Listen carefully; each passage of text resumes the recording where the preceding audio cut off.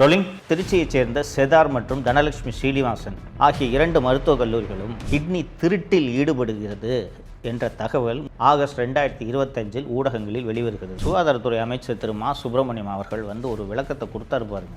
அதாவது மனித உறுப்புகள் திருடுறாங்க அப்படின்னார். திருடுங்கிறது யாரையாவது ஒருத்தர் தெரியாதனமாக போய் படுக்க வச்சு அவருக்கு தெரியாமல் கிட்னியோ லிவரோ எடுத்தா அதுக்கு பேர் திருட்டு. இது முறைகேடு. இது கிட்னி திருட்டு அல்ல, கிட்னி முறைகேடு. ரெண்டுக்கும் என்னையா வித்தியாசம்? திராவிட முன்னேற்ற கழகத்தின் மணச்சநல்லூர் எம்எல்ஏ கதிரவன், நான் ரோல்ஸ் ராய்ஸ் கார் வாங்கணும்னா ஊரில் இருக்கிற அத்தனை பேரோட கிட்னியை திருடினா தான் முடியும். எங்க அப்பாவோட ரோல்ஸ் ராய்ஸ் காரோட விலை தெரியுமா? அது 14.5 கோடி. 2 லட்ச ரூபான்னு வச்சுக்கிட்டா எப்ப நான் ரோல்ஸ் ராய்ஸ் பண்றது? திருப்பூட்டூர்ல இருக்க எல்லா கிட்னியும் தானமாக பெறுபவர் அந்த கிட்னிக்கு கொடுக்கக்கூடிய தொகை எவ்வளவு தெரியுமா? 80 லட்சம் முதல் 1 கோடி. எஃப்ஐஆர் போடுறது தானே, ஆனால் தமிழக அரசு எஃப்ஐஆர் போடவில்லை. வணக்கம் தமிழ் பெருங்குடி மக்களே. 26 சட்டப்பேரவை தேர்தல் தமிழகத்தின் எதிர்காலத்தை முடிவு செய்யக்கூடிய தேர்தல். ஒரு குடும்பம் கொள்ளையடிப்பதற்கான அதிகாரத்தை நீங்கள் மீண்டும் அந்த குடும்பத்திற்கு அளிக்க வேண்டுமா என்பதை முடிவு செய்ய வேண்டிய தேர்தல். 10-15 கட்சி கூட்டணிகளை வைத்துக்கொண்டு நாங்கள் ஒற்றுமையாக இருக்கிறோம், எங்கள் ஆட்சியில் பல சாதனைகளை செய்திருக்கிறோம், மக்களுக்கு பணத்தை வாரி தந்திருக்கிறோம், பல்வேறு திட்டங்களை வகுத்திருக்கிறோம் என்றெல்லாம் ஆசை வார்த்தைகளை கூறிக்கொண்டு உங்கள் முன்னால் வருவார்கள். ஆனால் கடந்த 5 ஆண்டுகளில் இந்த ஆட்சியில் என்னென்ன நடந்தது என்பதை நீங்கள் யோசித்து பார்த்து சிந்தித்து மீண்டும் இந்த திமுக ஆட்சி வர வேண்டுமா என்பதை மனதில் வைத்து வாக்களிக்க வேண்டும் என்பதற்காகத்தான் தொடர்ந்து உங்களோடு நான் உரையாடி கொண்டிருக்கிறேன். தமிழ் சமூகம் ஒரு அறிவார்ந்த சமூகம் என்பதை நான் தொடர்ந்து பல இடங்களில் வலியுறுத்தி கொண்டிருக்கிறேன். கீழடியில் கிடைத்த கல்வெட்டுகளின்படி 3000 ஆண்டுகளுக்கு முன்பு எழுத்தறிவு பெற்ற சமூகம் இந்த சமூகம். இந்த சமூகம் 2021 தேர்தலில் ஒரு முறை ஏமாந்து இந்த குடும்பத்திற்கு வாக்களித்து விட்டது. மீண்டும் இந்த சமூகம் இந்த திராவிட மாயை என்பதை நம்பி ஏமாந்து இந்த குடும்பம் கொள்ளையடிப்பதற்கான ஒரு வாய்ப்பை கொடுத்துவிடக்கூடாது என்பதற்காகத்தான் இந்த அவல ஆட்சியில் நடந்த சம்பவங்களை பற்றியெல்லாம் தொடர்ந்து நாம் விவாதித்து கொண்டிருக்கிறோம். தோழர்களே, செய்தித்தாளெல்லாம் பார்த்துருப்பீங்க, கிட்னி திருட்டு அப்படின்ற விவகாரம் செய்தித்தாளில் பார்த்துருப்பீங்க. தெலுங்கானா, மகாராஷ்டிரா, கர்நாடகா போல பல்வேறு மாநிலங்களில் இந்த கிட்னி முறைகேடு நடக்கிறது. இந்த கிட்னி முறைகேடு ஏன் நடக்கிறது அப்படின்ட்டு நம்ம யோசித்து பார்த்தோம்னா நமக்கு ஒரு தெளிவு கிடைக்கும். நிறைய பேருக்கு இந்த கிட்னி ஃபெயிலியர் வரும். பல்வேறு காரணங்களுக்காக 2 சிறுநீரகங்களும் செயலிழந்து விடும். அப்போ அந்த யாராவது ஒருவர் அவருடைய உடலுக்கும் அவருடைய அந்த இரத்த டைப்புக்கும் பொருத்தமான ஒரு நபர் எனது ஒரு கிட்னியை நான் தானமாக கொடுக்கிறேன் என்று கொடுத்து அந்த கிட்னியை பொருத்திக்கிட்டான்னா அவர்கள் சில ஆண்டுகள் உயிர் வாழலாம், தொடர்ந்து உயிர் வாழலாம். சரிங்களா? பெரிய பணக்காரங்களாக இருப்பாங்க, பெரிய ஏகப்பட்ட கோடிக்கணக்கில் சொத்து இருக்கும். ஆனால் குடும்பத்தை சேர்ந்த ஒருவரும் கிட்னியை தானமாக தர வரமாட்டார்கள். அப்போ ஒரு பெரிய பணக்காரங்களாக இருந்துட்டு குடும்பத்தில் யாரும் கிட்னி தானம் பண்ணலன்றதுக்காக செத்து போகலான்ட்டு எந்த பணக்காரங்களாவது முடிவெடுப்பாங்களா? ஸோ என்ன பண்ணுவாங்கன்னா, எப்படியாவது இந்த உடலுக்கு பொருத்தமான கிட்னியை தானமாக கொடுக்க ஒருவரை தயார் செய்வார்கள். சில ஆண்டுகளுக்கு முன்பு இதுபோல் ஏகப்பட்ட கிட்னி முறைகேடுகள் நடக்கிறது என்பதனால் தமிழக அரசும் மத்திய அரசும் சில சட்டங்களை கொண்டு வந்து, அதன்படி ஒருவருக்கு கிட்னி தேவையாக இருந்தால் அவர் இதற்கென்று இருக்கக்கூடிய ஒரு ரெஜிஸ்டர், ஒரு டேட்டா இருக்குது, அந்த டேட்டாவில் பதிவு பண்ணிடணும். பதிவு பண்ண பிறகு அதில் உறவினர்களோட கிட்னிக்கு தான் ஃபஸ்ட்டு ப்ரிஃபரன்ஸு. தேர்டு பார்ட்டி ஒருத்தர் சம்மந்தம் இல்லாத, இரத்த சம்மந்தம் இல்லாத யாராவது ஒருவர் கிட்னியை தானமாக கொடுக்குறார் என்றால் அதற்கென்று சில ப்ரொசீஜர்ஸ் இருக்குது. அவங்க ஏன் கொடுக்குறாங்க, என்ன ரீசனுக்காக கொடுக்குறாங்கன்றதெல்லாம் ஒரு மருத்துவர் குழு ஆராய்ந்து எல்லா தரவுகளும் சரியாக இருக்கிறதா என்பதையெல்லாம் பார்த்துவிட்டு அதற்கு பிறகுதான் அந்த அறுவை சிகிச்சையை செய்ய வேண்டும். இன்றைக்கி உங்களுக்கு தெரியும், தமிழ்நாடு முழுக்க எத்தனை தனியார் மருத்துவமனைகள் வெறுத்து போய் கிடக்கின்றன என்று தெரியும். எல்லா தனியார் மருத்துவமனைகளும் சொல்லலை, சில தனியார் மருத்துவமனைகள் இதுபோல் கிட்னியை திருடி தான் பொழப்பே நடத்துகிறாங்க.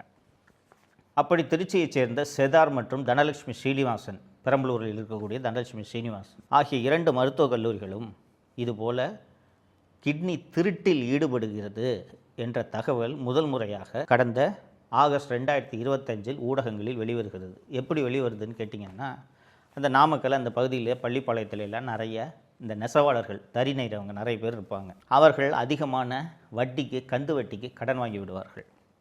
அந்த கடன் 1 லட்சமாக இருந்து 2 லட்சமாக இருந்து வட்டிக்கு வட்டி குட்டி போட்டு 3-4 லட்சம்ட்டு ஆகி போயிடும். இந்த கடைக்காரன் கடுமையான நெருக்கடி பண்ண உடனே அந்த நேரத்தில் இந்த ஒவ்வொரு மருத்துவமனையும் கிட்னிக்குன்னு புரோக்கர்ஸ் வச்சுருக்காங்க.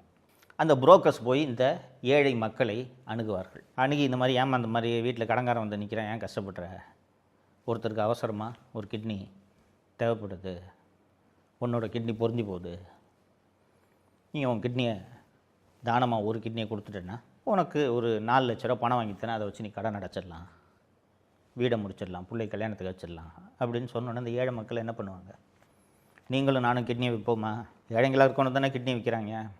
ஸோ அந்த 4 லட்ச ரூபா வாங்கிக்கிட்டு அந்த கிட்னியை அவர்கள் தானமாக பெறுபவருக்கு கொடுத்து விட்டு சென்று விடுகிறார்கள். தோழர்களே, தானமாக பெறுபவர் அந்த கிட்னிக்கு கொடுக்கக்கூடிய தொகை எவ்வளவு தெரியுமா? 80 லட்சம் முதல் 1 கோடி. 1 கோடி ரூபா எங்கே இருக்குது, 4 லட்ச ரூபா எங்கெங்கே இருக்குது? நண்பர்களே, இந்த விஷயம் ஊடகங்களில் முதல் முறையாக கசிய தொடங்குகிறது. ஒரு பெண்ணை வந்து இந்த மாதிரிங்க 3 மாதம் முன்னாடி என் கிட்னியை நான் அந்த தானமாக இந்த மருத்துவமனையில் கொடுத்தேன், எனக்கு 4 லட்ச ரூபா கொடுத்தாங்க, ஆனால் பார்த்தா 80 லட்ச ரூபாய்க்கு அந்த கிட்னியை யாருக்கோ கொடுத்துருக்காங்கன்னு எனக்கு தெரிய வருது, என்னை ஏமாற்றிட்டாங்க என்று இந்த பேட்டி ஊடகங்களில் வருகிறது. இது வந்ததும் தமிழக காவல்துறையை பற்றி தெரியாதா, தமிழக அரசை பற்றி தெரியாதா? சுகாதாரத்துறை அமைச்சர் திரு மா சுப்பிரமணியம் அவர்கள் வந்து ஒரு விளக்கத்தை கொடுத்தாரு பாருங்க.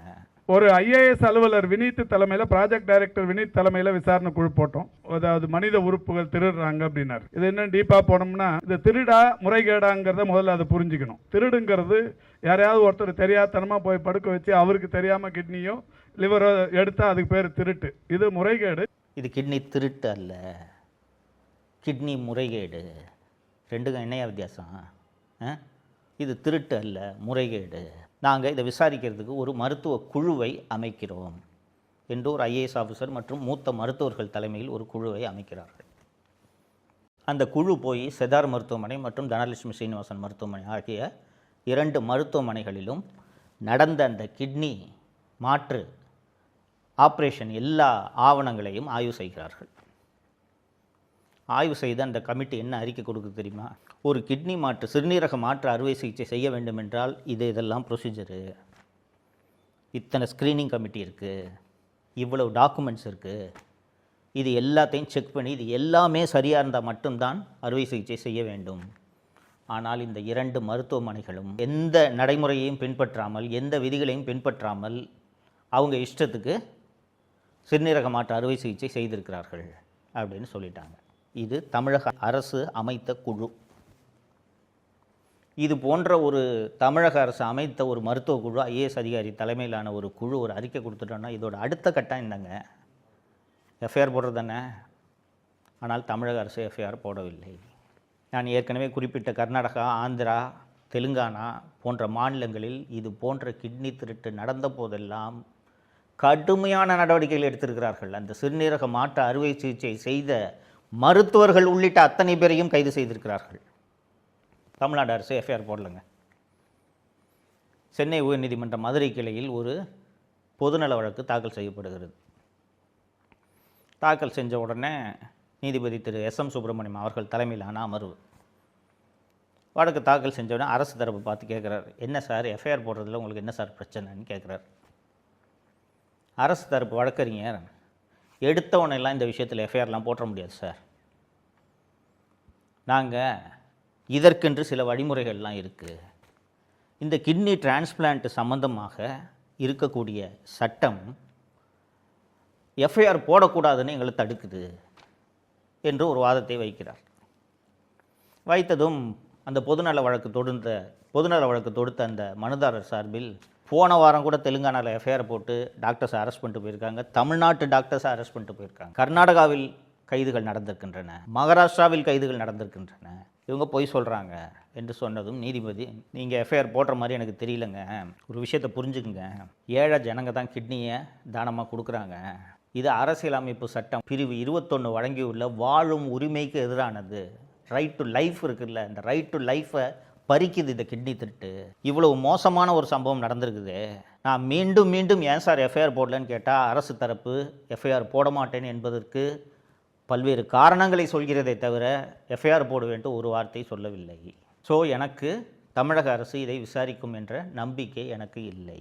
அதனால் உடனடியாக ஒரு சிறப்பு புலனாய்வு குழுவை அமைக்கலாம் என்று இருக்கிறேன். அதனால் தமிழகத்தை சேர்ந்த ஒரு 5 IPS அதிகாரிகளின் பட்டியலை கொடுங்கள் என்று காலையில் நீதிபதி அரசு தரப்பில் ஆஜரான மூத்த வழக்கறிஞர் திரு அஜ்மல் கான் அவர்களிடம் சொல்கிறார். மதியம் 2:30 மணிக்கு திரு அஜ்மல் கான் அவர்கள் வருகிறார். வந்துட்டு IPS அதிகாரி 5 பேரை தானே கொடுங்கன்னு சொன்னாங்க. அஜ்மல் கான் ஒரு SP, ஒரு DSP, ஒரு இன்ஸ்பெக்டர் பேர் கொடுத்து இந்தாங்க சார் இவங்க விசாரிப்பாங்க அப்படின்னு சொன்ன உடனே நீதிபதிக்கு தெரிஞ்சு போச்சு. ஒரு இன்ஸ்பெக்டரும் DSPயும் கிட்னி திருட்ட விசாரிச்சிட முடியுமா? அதுவும் அந்த தனலட்சுமி ஸ்ரீனிவாசன் மருத்துவமனையின் உரிமையாளர் திராவிட முன்னேற்ற கழகத்தின் மணச்சநல்லூர் MLA கதிரவன். அவர் ஒரு இடத்துல வெளிப்படையாக பேசுகிறாரு. நான் கிட்னி திருடினேன்னு சொல்கிறாங்க. ரோல்ஸ் ராய்ஸ் கார் வச்சுருக்கேன்னு சொல்கிறாங்க. எங்கள் அப்பா தான் ரோல்ஸ் ராய்ஸ் கார் வச்சுருக்காரு. நான் ரோல்ஸ் ராய்ஸ் கார் வாங்கணுன்னா ஊரில் இருக்கிற அத்தனை பேரோட கிட்னியை திருடினா தான் முடியும். ஒரு கிட்னி மாற்று அறுவை சிகிச்சைக்கு எங்கள் மருத்துவமனைக்கு 20,000 தான் கிடக்குதுன்னு கணக்கு வழக்கு சொல்லிட்டு இருக்காருங்க அவர். எங்க அப்பாவோட ரோல்ஸ் ராய்ஸ் காரோட விலை தெரியுமா? அது 14.5 கோடி. நான் பண்ண மொத்த ஆபரேஷனே 252 தான். 2 லட்ச ரூபான்னு வச்சுக்கிட்டா எப்ப நான் ரோல்ஸ் ராய்ஸ் பண்றது? திருப்பூட்டூர்ல இருக்க எல்லா கிட்னியும் கலந்தாலும் ஸோ இதற்கு பிறகு நீதிமன்றம் இவங்ககிட்ட கேட்டால் லிஸ்ட்டை கொடுக்க மாட்டாங்கன்னு சொல்லிட்டு ரெஜிஸ்ட்ரியில் ஒரு IPS ஆஃபீஸரோட லிஸ்ட்டை கொடுங்கன்னு சொல்லிட்டு ஒரு லிஸ்ட்டை கேட்டு வாங்குறாங்க. வாங்கி ஒரு 5 IPS அதிகாரிகளை தேர்ந்தெடுத்து சிறப்பு புலனாய்வு குழுவை அமைத்து இந்த சிறப்பு புலனாய்வு குழு இந்த கிட்னி முறைகேட்டை விசாரிக்கும் என்று நீதிமன்றம் சிறப்பு புலனாய்வு குழுவை அமைத்து உத்தரவிட்டது. தோழர்களே, இதில் ஏதாவது இந்த நீதிமன்றத்தோட உத்தரவில் ஏதாவது தவறு இருக்கா? நீதிமன்றம் திருப்பி கேட்குது. ஏங்க நீங்கள் அமைச்ச மருத்துவ குழு கிட்னி முறைகேடு நடந்திருக்குன்னு சொல்லிட்டு அறிக்கையில் சொல்லியிருக்குங்க. அப்புறம் என்னங்க FIR போட உங்களுக்கு என்னங்க பிரச்சனைன்னு கேட்டால் இல்லை சார் ரூல்ஸில் இடம் இல்லை சார்னு காரணம் சொல்லிகிட்டு இருக்காங்க. இன்னொன்று கொஞ்சம் யோசிச்சு பாருங்கள். கடன் காரணமாக ஏழை மக்கள்கிட்ட 4 லட்ச ரூபாய்க்கு கிட்னியை வாங்கிட்டு 1 கோடி ரூபாய்க்கு அதை விற்றாங்கன்னா எவ்வளோ பெரிய கொடூரம். உலகத்தில் எங்கேயாவது இந்த கொடூரம் நடக்குமா? அதுவும் அதை பண்ணுறது ஒரு திமுக MLAவோட மருத்துவமனை எனும்போது இதை எவ்வளவு சீரியஸாக விசாரித்திருக்க வேண்டும்.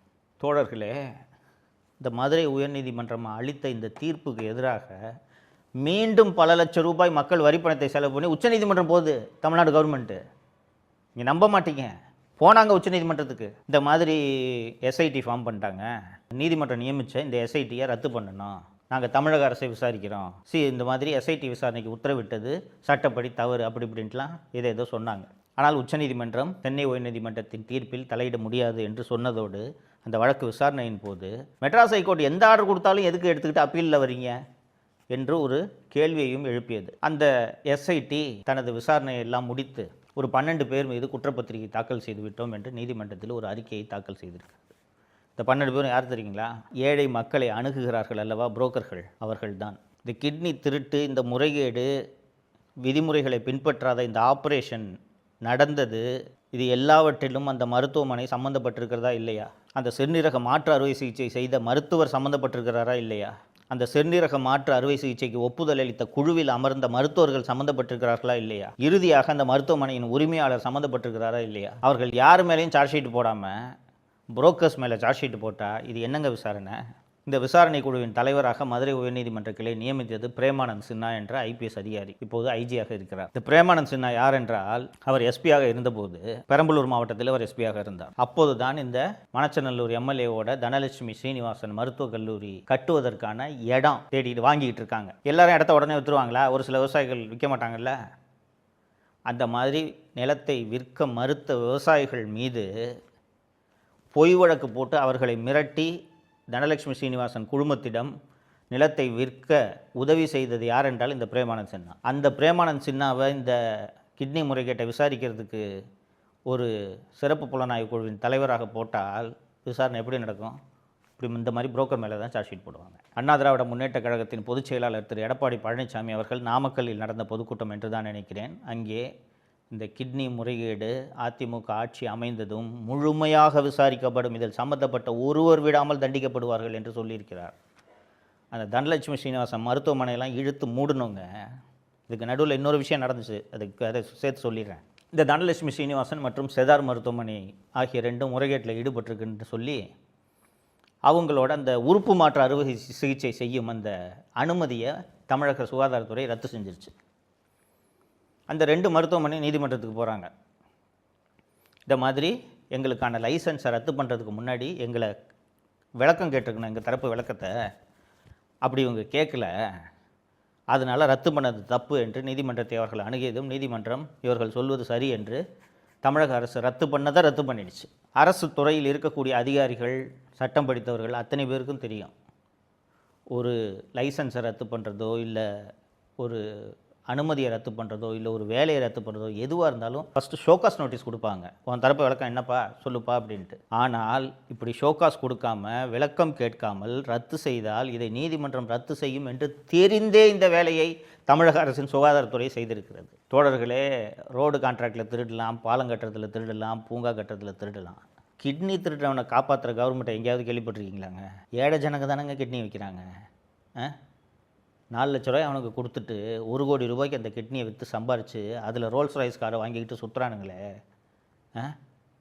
இந்த ஆட்சியாக தொடரணும், யோசித்து முடிவெடுங்கள். நன்றி. தமிழகத்தை காப்போம்.